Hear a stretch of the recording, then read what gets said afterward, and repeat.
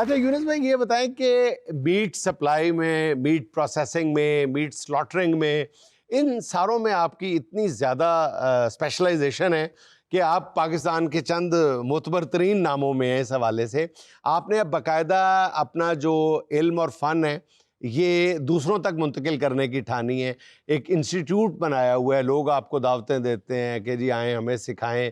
तो ये सीखने से ज़्यादा सिखाने का अमल मुश्किल है। बिल्कुल आपने दुरुस्त फरमाया। इसमें ये बहुत स्किल्ड है, टेक्निकल काम है, और इसमें जो तमाम इक्विपमेंट और टूल इस्तेमाल होते हैं वो भी बड़े रिस्की हैं। इसलिए इसमें काम करने के साथ अपने सेफ्टी मेजर्स का ध्यान रखना नहीं, बहुत आप जरूरी ये है। दावा करते हैं कि खाल उतारने का काम आप बहुत अच्छा करते हैं, एफबीआर वाले कहते हैं कि हमसे बेहतर कोई नहीं करता। नहीं, उनका मुकाबला हम नहीं कर सकते, हम ऐसा कोई दावा नहीं करते। बहुत अच्छा। अच्छी। वो हमसे बहुत आगे हैं। ये जो फन है, ये जो आर्ट है, बेसिकली इसमें ये ज़्यादा रिवायती तरीके से लोग जो अबाव अजदाद से चल रहा था उसी पर महदूद था। हाँ। लेकिन हमने इसको लाके जदीद बुनियादों पर लेकर आए और जो इंटरनेशनल तरीके हैं उनको मुतारफ करवाया, और उसमें बताया कि ये रवायती तरीके से नहीं, मशीनों से भी काम हो सकता है। सही। मीट सा बोन सा कटिंग है, स्लॉटर हाउसेज हैं, उनमें सारी सेमी ऑटो सिस्टम और मैकेनिकल सिस्टम है, उसमें हाइजेनिक सिस्टम है।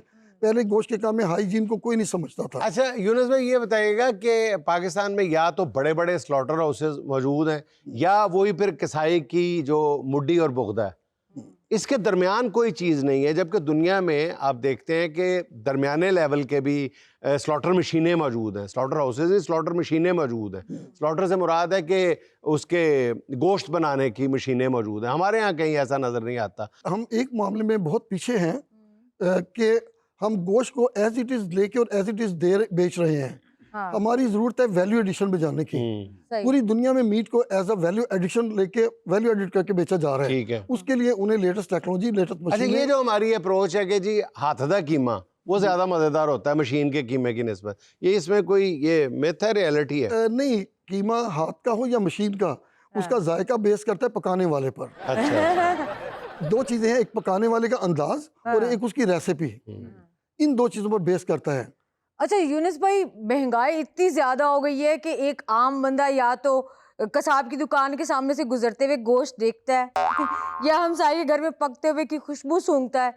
ये आम बंदे की पहुंच से इतना दूर क्यों है? इसकी दो वजूहात हैं। एक तो ये कि इंटरनेशनल मार्केट में पाकिस्तानी मीट की बड़ी अच्छी एक पहचान बन चुकी है, उसकी डिमांड बहुत तेजी से बढ़ रही यानी है। एक्सपोर्ट शुरू हो गई है हमारी। एक्सपोर्ट बहुत ज्यादा हो रही है गल्फ कंट्रीज में और रशियन। क्या चीज़ एक्सपोर्ट होती है, बकरा या गाय या छतरा? बकरा भी जा रहा है, छतरा भी जा रहा है, दुम्बा भी जा रहा है, गाय भी जा रही है। ज्यादा गाय और बछड़ा ज्यादा जा रहे हैं। गाय और बछड़ा ज्यादा, गाय बछड़े की हमारी डिमांड ज्यादा है। और अब जब से चाइना ने इंपोर्ट शुरू किया पाकिस्तान से, तो उनका तो वॉल्यूम ही बहुत ज्यादा है। तो उसके लिए बोनलेस मीट की डिमांड है बहुत ज्यादा, वो बहुत ज्यादा बड़ी मार्केट है। तो इस तरह अभी पैदावार हमारी लिमिटेड है, उस पर फोकस गवर्नमेंट का नहीं है कि अपनी पैदावार को बढ़ाएं और मीट ब्रीड को प्रमोट करें। जब तक हम मीट ब्रीड को ज्यादा से ज्यादा प्रमोट नहीं करेंगे, उस वक्त तक पैदावार नहीं बढ़ेगी, तो मीट की शॉर्टेज ही रहेगी। फिर बकरों में मीट ब्रीड आप किसको, किस बकरे को, किस नस्ल को क्या समझते हैं? मटन में एक तो हमारा दुम्बा बहुत उम्दा है, देसी दुम्बा, और दूसरा टैडी बकरा। टैडी बकरे की पैदावार बड़ी अच्छी है, एक टाइम में ज्यादा बच्चे पैदा होते हैं और कम टाइम में उसका साइकिल छोटा है, वो जल्दी तैयार हो जाता है और इसका टेस्ट पूरी दुनिया में पसंद किया जाता है। टैडी बकरे का exactly, बहुत टेस्टी मीट है। अच्छा यूनुस साहब, कुर्बानी के गोश्त में ना एक स्मेल सी होती है, ठीक है, वही जो आम हम मीट शॉप से लेते हैं उसमें बड़ा फर्क होता है। तो कुर्बानी का गोश्त बनाते हुए किन बातों का ख्याल रखना चाहिए? जब हम कुर्बानी के जानवर के लिए बूचर को बुलाते हैं तो वो उसके बाद टाइम बड़ा लिमिटेड होता है और हमें बहुत जल्दी होती है काम की, बस जल्दी ज़िबा हो, जल्दी तैयार हो और जल्दी बन जाए। जबकि गोश्त की क्वालिटी को मेंटेन रखने के लिए स्लॉटिंग के बाद उसकी पूरी ब्लीडिंग होना जरूरी है। ब्लीडिंग के बाद यानी अंदर से जो मौजूद खून है वो पूरी तरह निकल जाए। हाँ, लेकिन हमारे यहाँ दूसरी तरफ देखा जाए यूनुस साहब, जो कसाब की दुकान से हमें गोश्त मिलता है उसमें आधा किलो गोश्त में 2.25 किलो पानी भी लगा होता है। हालांकि वो वाटर इंजेक्टेड जो है ना, वो एक अलग इशू है। लेकिन ये एक अलग चीज है, ये भी एक बहुत इंपॉर्टेंट चीज है। अच्छा, पहले तो उसको पूरा खून निकलना चाहिए और क्या है? अच्छा, वो एक तो ब्लीडिंग उसकी पूरी होना चाहिए और ब्लीडिंग होने के लिए है कि बूचर जानवर को जल्दी ठंडा करने के लिए उसका स्पाइनल कार्ड जो राम मगज जल्दी कट कर देता है।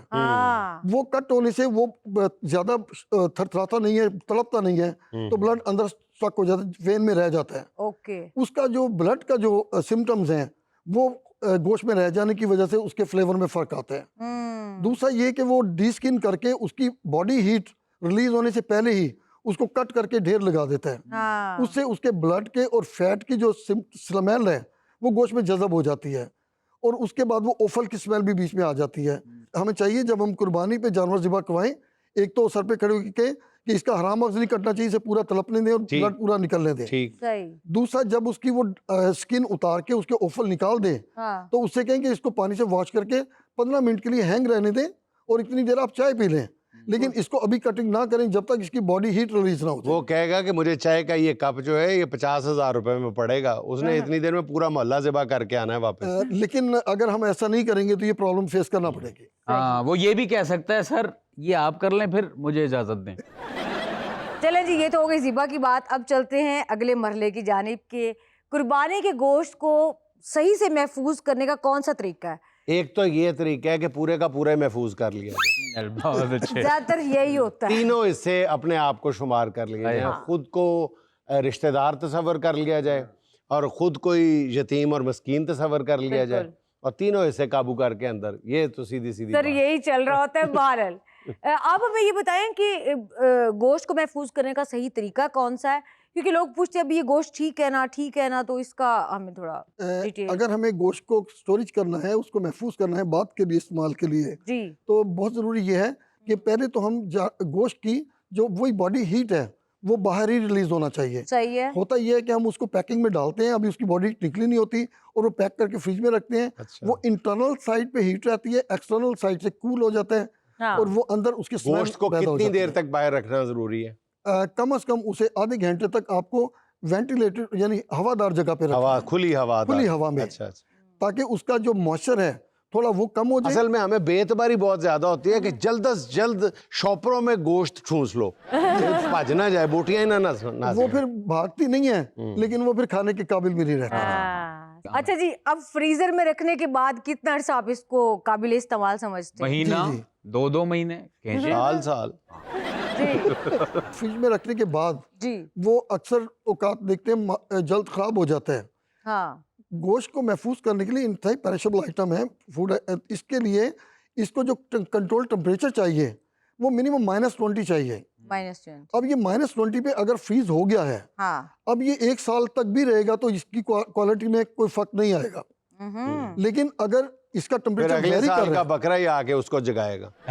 लाजिम होता है कि जाओ, मैं कुर्बानी आ पर गया। निकाल करेंगे। हाँ, अच्छा जी। लेकिन अगर हम उसको ऐसी जगह पोर्शन में रख रहे हैं जहाँ पे फ्रिज बार बार खुल रहा है, बंद हो रहा है, उसका टेम्परेचर वेरी कर रहा है, एकदम +10 पे -10 पे जाता है, एकदम -20 पे जाता है, 0 पे भी आ जाता है, तो वो डीफ्रॉस्ट और फ्रॉस्ट के चेंज अमल से होने जो के है वो अमल खराब में हाँ। उसकी क्वालिटी भी खराब होती है, उसका कलर भी खराब होता है और उसका टेस्ट भी खराब होता है और वो जल्दी खराब हो जाता है। अच्छा जी, अब साथ लगे हाथ तो ये भी बता दें कि जानवर के कौन से हिस्से का गोश्त हमें फौरी इस्तेमाल कर लेना चाहिए और कौन से हिस्से का गोश्त हमें महफूज कर लेना चाहिए? यतीमों मस्कीनों के हिस्से को फौरी तौर पे फ्रीज कर लेना चाहिए। जी बताइए। जी जी, अगर हम एक जानवर ज़िबा करके गोश्त बना रहे हैं हाँ। तो हमारी कोशिश ये होना चाहिए कि जितना हड्डी वाला और चिकनाई वाला गोश्त है उसको पहले हम इस्तेमाल करें या सर्व करें, क्योंकि उसकी शेल्फ लाइफ कम होती है। ओके। अगर इसमें हमें हड्डी और चर्बी या छिछड़े होते हैं। हड्डी और चर्बी जो होगी वो हाँ, उसकी चर्बी। शेल्फ लाइफ कम होती है, तो उस हिस्से के गोश्त को हमें पहले इस्तेमाल में लाना चाहिए, पहले तकसीम में ले आना चाहिए। ठीक। अगर हमें कुछ हिस्सा महफूज करना है ज़्यादा टाइम के लिए तो हमें कोशिश करना चाहिए कि जो बगैर चर्बी और बगैर हड्डी के हिस्से हैं उनको महफूज करें और उसको छोटी से छोटी पैकिंग में करके महफूज करें। जितनी बड़ी पैकिंग होगी उतनी उसकी फिर लाइफ कम हो जाएगी। अच्छा यूनुस साहब, आप हत्थे चढ़ जाएं ईद के दिन अनाड़ी कसाई के, अब मुझे बताएं कि उसने काम शुरू कर तो दिया है, लेकिन फिर आप उसको हाथ जोड़ के कैसे भगाएंगे कि यार बस कर दो? हम खुद ही कर लेंगे। हाँ। मसला ये है कि उसके हाथ में छुरी नहीं, छुरियां पकड़ी होती हैं। आपके पास सिर्फ एक ही ऑप्शन रह जाती है कि 15 पे कॉल करें। नहीं, एक और ऑप्शन भी है।